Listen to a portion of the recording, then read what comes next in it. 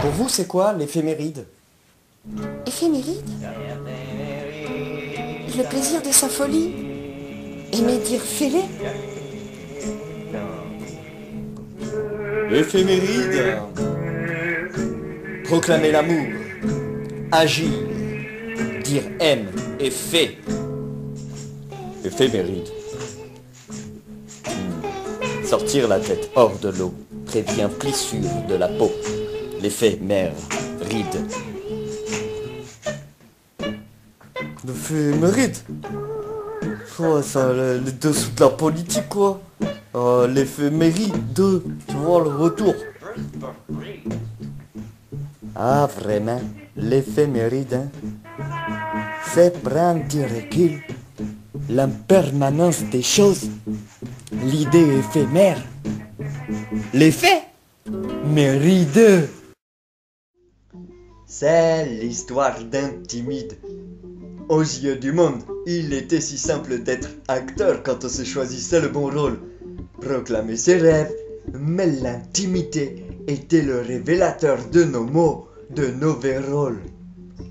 On prônait le respect, mais en privé étions souvent pressés, expectant tout de l'autre, peu importe son intégrité, sans réinspecter la situation, l'autre, nos besoins, nous-mêmes, bref, l'autre était intimé de nous correspondre.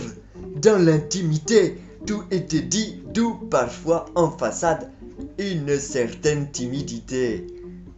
On préférait prendre soin de sa vitrine que de faire les tris des nœuds dans sa vie quotidienne. Cela avait mis les nerfs. Qu'il est simple de se dire avec le cœur, sans rancœur, mais quand quelque chose tient à cœur, on pouvait rire de ses principes. L'humidité n'avait pas les ailes de l'humilité, ne laissant rien de propre. Les larmes sonnaient bien plus souvent comme des armes, et les guerres d'ego comme des égouts, ce qui était désarmant. L'entrain des flots, même eux, pouvait être un missile, tout un art, même l'armement. Tout était pour se dire plus fort enfin. Plutôt que se réserver le meilleur, on se réservait les mêmes rengaines à préférer se gripper un chignon que de puiser dans ses réserves. Partager un quignon de pain, serré, accoudé. Non, on s'en faisait payer le prix, vil, gelé. Même si cela ne montrait pas d'éthique, c'était pathétiquement drôle, non? Pourquoi personne ne rit de sa timidité? Un vrai mythe moderne. Un ridime qui ne moderne mais détritus. Ah!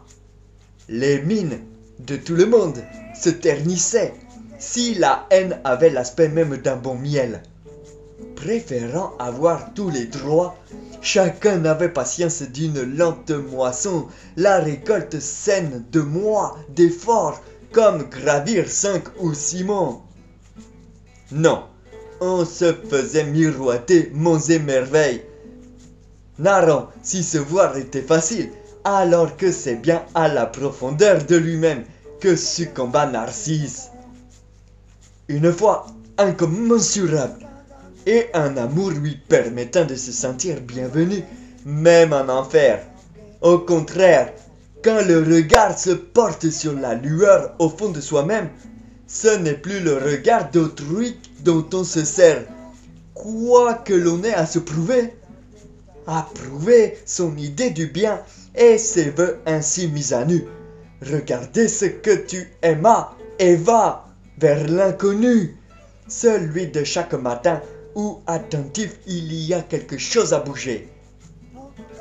Avoir tout, on ne change rien. À fignoler un détail, un jour tout a changé. Plutôt que de s'enclaver et se brûler de lave, cherchons plutôt une mélodie respectant chaque clave. L'autre n'est pas qu'un intrus mentant, jouant de l'instrument. Bref, clavecin. L'éphéméride de la semaine. éphémère.